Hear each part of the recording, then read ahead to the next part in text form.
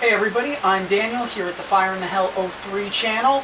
I'm doing a music review today, and I'm doing something a little different because I actually have a musician with me and I want to promote her CD because it's a great CD, and her name is Jaclyn Shaw. So say hello to Miss Jaclyn Shaw, everybody. Hi everybody. Alright, so what's the name of your CD? It's called Thread of Red. Thread of Red? Mm-hmm. And how long did it take for you to put Thread of Red together? 2 months. 2 months? Yes. Well, I guess that's kind of a shorter time than it takes a lot of other people to put together an album, because it takes them years. Yeah. Alright, so what influenced you on doing this album? Well, I was a psychologist for 8 years, and I decided that I wanted to get something together, a demo, what have you, or a CD, that would allow me to shop my musical essence, my artistry, to different management labels and commercials and things like that, because I always wanted to try to do that. I always wanted to be an artist full-time and not have to be a psychologist full-time. You know, which I know it's cool to be both, but yeah, so I put the CD together within 2 months. I wrote everything in a month, and then I recorded everything on Pro Tools in my studio in a month, and I had a guy mix it and master it, and he mixed and mastered it probably within a week, and I gave him free vocal lessons for it. So yeah, Chris he was really an amazing mixing person to get that actually mixed it on. Yeah, it turns out that it was able to sell as a regular CD, so not just as a demo, like people wanted to buy it as a CD. Now, what influences you when you're coming up with your songs, though? Like, what's behind it that makes you say, oh, like, this is what I want to do a song about? Dreams. Dreams? Yeah, they all come from dreams. No life experiences thrown in there? Well, sometimes I dream about life experiences, but then I usually just wake up in the morning, like from a dream, from an intense dream, and all the lyrics come to me at that point. The stuff isn't like pop, you know, it's not like predictable stuff where you just get a format and then you just put it down. It's like, okay, well, this is what I'm going to feed everyone. It's more of a complexity, there's a complexity to it, there's an intricacy to it that definitely parallels dreaming. Well, you took that dream, though, from making your songs from your dreams, and went and decided to make the road trip and move out to LA. Yeah. So you went and you played all over. What kind of exposure did you get playing on the road? Good. I picked up some fans. I've been doing it all myself. I don't have a label per se, but I manage myself, and I should really just come up with a label and just be my own management company. I'm learning a lot from LA. But yeah, when I went and sold those CDs in New York, I sold so many. I sold all the CDs that I had purchased in New York City when I had my goodbye party, and it funded the tour across America. Everything was paid for, hotels, gas, everything. And I was on tour for 2 months, so I was just basically going to open mics, places that didn't know who I was, and just kind of put my stuff out there, sold CDs there, bought some more CDs so I could sell them on the road, sold a significant amount on the road, and then put that amount of money towards renting a townhouse. Well, I know you went and you got some radio exposure because I remember there was an interview that somebody did with you over the phone. What radio station was that? Yeah, that was Memphis Radio, which has listeners all over the world. She had heard of me through somebody who was a fan on Facebook, and they forwarded my information to her, and she's great. The host for Memphis Radio is really diverse in her music selection, and if you tune into Radio Memphis, it's just an amazing channel because it's got everything you can possibly think of musically. So now, you took 2 months on the road. Where was the craziest venue you've played? Albuquerque. I don't even remember what the name of the place was, but it was like a big open mic during the week, and I went to it, and I was just scared to go into the place. It was a pizza place, and it was all college students, but the reason was I was scared to leave my car. because I had like all my luggage on top of my car the whole time I was on the road. Like my big luggage thing was on top of my little tiny two-door car, and there was a guy who tried to like open my luggage with a knife, and I went back to the car and it was all knifed open, but nothing was stolen. And then I was like, I don't know if I want to leave this place or not, or if I'm gonna play the open mic or not. So then I ended up just like not playing, and I left because it was just, there was a lot of like gang activity in the place that I was at. It was like there were these people coming up to me and being like, is that your car? Is that your car? And they were like thuggish. And I was like, okay, why do you want to know? Do you want my stuff? You know? So it was scary. And then I just went back on the road and I was like, okay, this is really scary. I gotta leave. So now, how has the transition been, though, from being a New Yorker to moving out to LA? And what's the difference in the scene there? I don't think I haven't found a scene yet in LA. I think it's mostly like you want to, I'm sure there are scenes, I'm positive there's scenes, but I haven't tapped into any yet. It's mostly marketing your stuff, getting management. I went through like 3 potential managers already, and nothing really happened for the past year that I've been there in terms of like getting my music to the next level. But I have gotten, in terms of management, managing my stuff. But I've gotten my music in commercials. There was a commercial app based on my music, and it's like a musician meetup app. And you know, I've been really this whole year like surviving off of being an artist. Didn't really have to go into the whole psychology thing, which is fun. So you're really finally making your passion and your dream come true. Yeah, because I'm able to tap into my own emotions and express them. Whereas as a psychologist, you kind of have to be very objective, and you know, people, they'll vent at you, and then you have to try to make sense of their thoughts and intellectualize so that they can understand their feelings, which I feel like art therapy is probably the most amazing therapy, because like an emotion is worth 1,000 thoughts. So if you can deal with a single emotion without intellectualizing it to make it more linear, but to deal with it by cathartically going through it and embracing yourself through it as an artist, it's awesome. So I would love, if I were to go back into therapy, I would love to do art therapy and music therapy. Yeah, but there's a lot of options open, and I'm just hoping that, you know, musically I can keep moving forward. Well, other than music, though, you've been doing, what else have you been doing? Like, because I know you said you've been doing like a commercial for online, but is there any other work? I've heard there's been some TV stuff that you've been on. Yeah, so the first thing that I did acting-wise was with the Great Horror Campout. And they're in charge of the Haunted Hayride. So I was on the Great Horror Campout and the Haunted Hayride when I first got to LA. I got booked for that like immediately. And I went on tour with the acting troupe for the Great Horror Campout from LA to Seattle. We went all the way up to Seattle, and we went to various different cities like Sacramento, San Diego, San Francisco. And I played a skeleton lady who was all busted and was, you know, like wheeling a baby carriage, and the baby was dead. And like when people would go and see if there was something in the baby carriage that they could take on their, because it was like a hunt. It's like a game and a hunt, the whole thing. And they would look in, and then I go, whoa, you know, and I go and scream in their face. That was fun. And then also on the Haunted Hayride, I played this naked lady in a tub with blood all over me. But I was in this bodysuit. I mean, it wasn't really naked. And that was funny, because I would scream at people and tell them to go to hell. That was fun.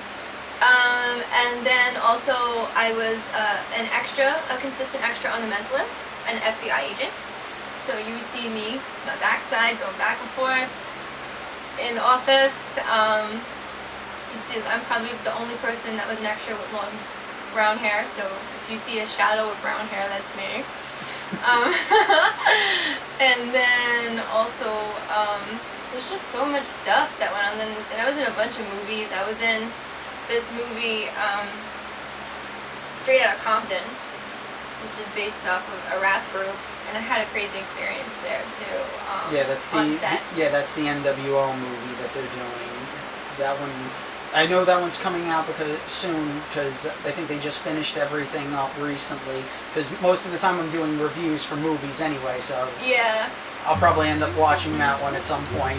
Yeah, I mean, it's funny because I was like not the only white person in it, but there were some people who were on set, extras, who were upset that I was there because I was white, and there was a lot of like racist commentary and even pushing involved on the set of that. So that was like an uncomfortable set to work on. That I can imagine. Yeah, I mean, being like the token white girl. and not only that, but I mean, it's taking place in the early rap scene with the NWO ideals, and that time was very, very restrictive of the music and the culture itself. So like the whole scene, I was like, F the police, you know, and getting into it because it, you know, it was the scene, you know, and you got to get into the scene. But at the same time, I was like, we're the cops because I feel really threatened right now. So it's like instead of, no, we don't need the cops. Yeah, I kind of need the cops. I kind of need a cop right now. Somebody just push me because I'm white, you know. Yeah. So you've had like you've had those kind of crazy experiences. Had tons of crazy experiences and in LA. you're back in New York visiting and everything. Yeah. And you doing any tour dates while you're in New York still? Yeah, the first day I came back, I had a show which was completely random. Yeah, I was there for that one. Yeah, and it was awesome. Like I made really nice, generous tip money, which was really great, like, and refreshing. It was like, wow, okay, this is why I do this. This is, you know, I do this because people appreciate it and people like it.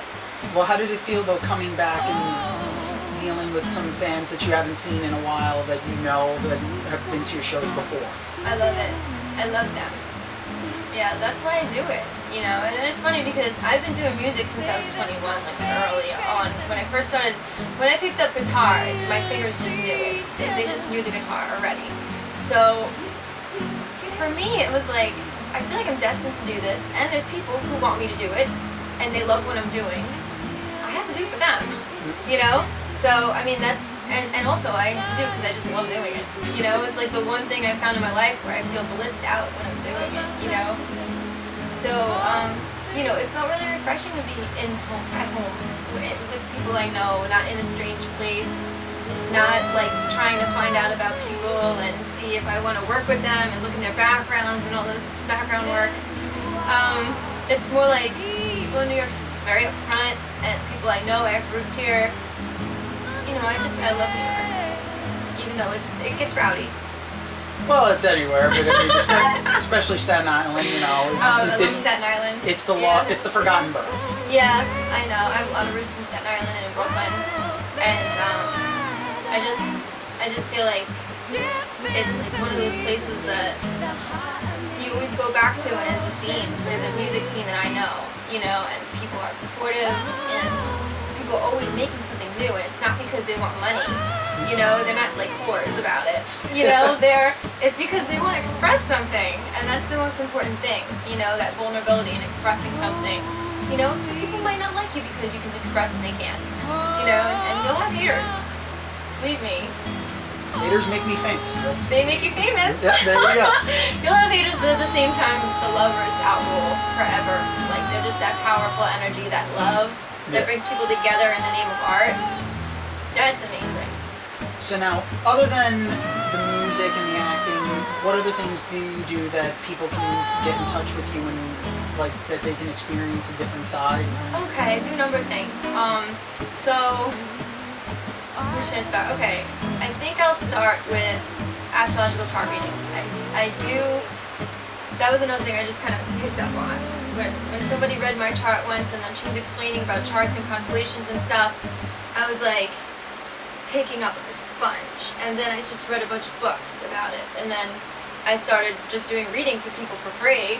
And then they were like, why don't you charge for this? Because this is so completely on. And I was like, well, I'm not going to charge an arm. Like, I'll charge $20 or $25, you know? So then I just started doing it in LA, like in Santa Monica on the pier. I had a sign, and it was astrological chart readings, and I would make, you know, $40, $60 a day on some days 10.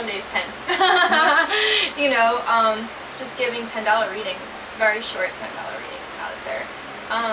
but now I'm kind of branching out to like friends and family and people who want more in-depth readings. Yeah. And you know, I don't charge a lot. So that's one thing that if you're interested, any of you out there, you want a chart reading, I could read you like a book. And then there's another thing, vocal therapy.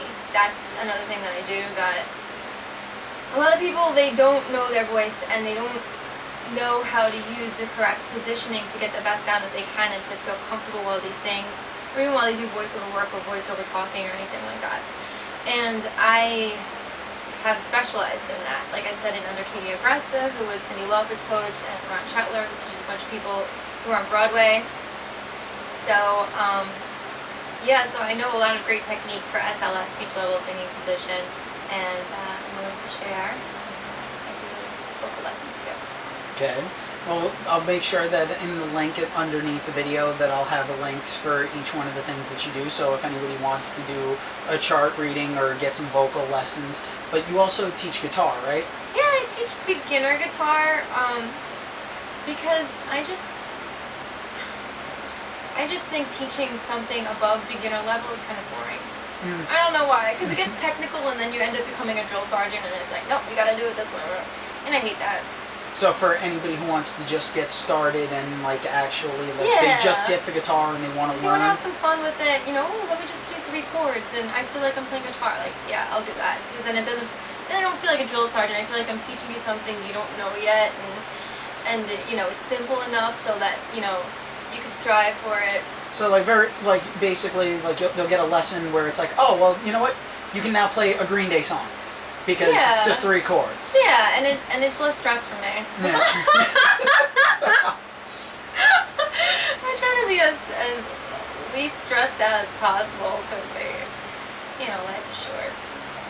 Well, enjoy life. Yeah, that's how life is, though. So you got to do what you enjoy. I enjoy watching movies. That's why I do a lot of movie reviews, but trying to do other reviews as well, which is why I really enjoyed your CD. So that's why I wanted to make sure like that.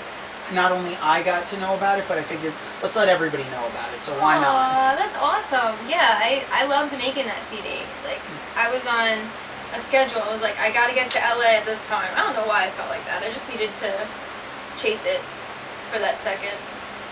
And you know, I woke up for 2 hours. I would record, eat, work out, go to sleep, record, you know, so just it just really focused in on that. And then like there was some days thrown in where I was a psychologist for a couple of days, okay, cool, and then I go right back into it, you know. And you know, so it was a very enjoyable process because you're just free, you know, you're just freely expressing. Yeah, well, that goes to show, like, that shows exactly how much passion it was for you because you gave yourself your own deadline. Nobody gave you the deadline. You just said, you know what, fuck it. I'm going to go and this is what I'm going to do, and I'm giving myself this amount of time to get shit done. Yeah, and I wasn't, like, going to judge it and sit with it and be like, oh, this is bad, or I wasn't going to be like that to myself. I was just going to be like, this is what it is at this point in my career. Let's see where it takes me. And then I threw it out like a penny into a fountain, and then the wishes came true. And then it was beautiful. And like I was like, wow, I just created a path for myself, you know. And granted, it's been tough in LA, like surviving, and you know, I ran into a couple of conflicts. You know, I ran into some things with people, and it's like, oh no, wow, they were nice in the beginning, and then, you know, in New York, kind of get everything up front. You know, it took me a second to just adjust to that mentality of LA, but in the end, like, I have so many friends in LA now and so many connections, and I'm just excited because I'm doing the Live Your Art group now too, and so I want to bring artists together and empower them and, you know, give them a nice umbrella so they can feel safe. Yeah, because before you moved to LA, you were highlighted in, what was it, the Staten Island Advance, and they mentioned about the Facebook group that you started up, Live Your Art. Yes. Yeah, Live Your Art did really well. Our first meeting was at Everything Goes Cafe, where I hosted an open mic several Saturdays a year. And and it was like, you know, packed. It was packed people. Yeah. The cafe was packed, and it was all people who were interested in learning more about what they can do with their art so that they can make money. And be able to survive off of what they can contribute to society in such a beautiful way. You know, like, what if we made money off of our strong subconscious, like, philosophies? What if we made money off of our connectivity? What if we made money off of positive things and that connectivity? Wow, it would be such a dog-eat-dog, crazy, survival of the fittest, bullshit competitive world. You know? So I think empowering the artist is like the first step to changing the world for the better. I couldn't agree more. I'm part of the group. I just unfortunately could never make it to any of the meetings because it was always at a time. And it's like, crap, I actually have a job I have to go to. I know, and then the job takes over, and then you bow down to the job, and you're like, oh yeah, I need to eat, I need to survive. And you become that being, you know, and it's like, I've just been trying, it's like been a social experiment for me too, to do this. Because it's like, okay, I haven't been a puppet of the major industry. I haven't tried to sell my soul to the industry. I haven't done drugs and become one of those people that sell out that way because I need drugs to survive. I've been a whole person, like just trying to honestly, demurely, innocently make my way through the rat race and not suffer like everybody else does, paying homage to the big man, you know? You know? The almighty dollar. The almighty dollar, yeah. The big crusty man. Well, that's the thing though. You seem to have always kept a very positive attitude about things, and just started up a new Facebook group. Yes. Tell us just about that one before. Yeah, so I'm realizing how important, like remember I said, when you get into subconscious and you're dreaming and stuff, like powerful stuff comes out. Like an emotion is worth 1,000 thoughts. So we connect on a musical level with other people, not just like dumbed down stuff. It's like, oh no, you have to sing in a straight line. No, that has too much emotion in it. No, you have to improve this thing. Everybody has to relate to it. So let's get the lowest common denominator. No, like what if we communicate on a higher level? And so, in that vein of thinking, when you think something, even if it's just subconsciously, it affects people. So if you could train your mind to think something in a positive way about your own life, you can create positive change. So that's what this group is about. It's about inspiring people to have more gratitude in their hearts and to inspire change by that connectivity rather than the divisions that people create when they're not grateful. Because when people are not grateful, they're like, you can't help me enough. You're not good enough. You know, they got all these walls you're building, and then it's like, well, this group is like a hammer. It just wants to like, you know, tear down those walls and just be like, shut up! Let's connect! You know? Well, I gotta say, that's definitely a great analogy. It's basically, let's tear down the Berlin Wall all over again. Only this one's an emotional wall. Mm-hmm. Yeah. Well, I want to say thank you for coming on and doing my channel, because this way your fans can get to know you, and now we can spread the word so a whole new group of fans will get to know you and also get a chance to hear about what you're about, to get to know your music more. I'll have a link posted underneath the video where it'll have like where people can download your CD or buy the actual CD from you. Yeah. And basically, it's been a pleasure, because this is one of those times when I don't normally have anyone on my show. It's usually just me doing reviews, but this has definitely been a huge change-up. So thank you so much for coming on. Thank you for having me. This has been Daniel with Jaclyn Shaw at the Fire in the Hell 03 channel. You can check out my movie reviews. You can check out my one book review. This is the start of some music reviews, and don't forget my LootCrate unboxings. All the links will be below. So like my channel, subscribe, comment, share the link with other people, and just remember, I'll see you all next time.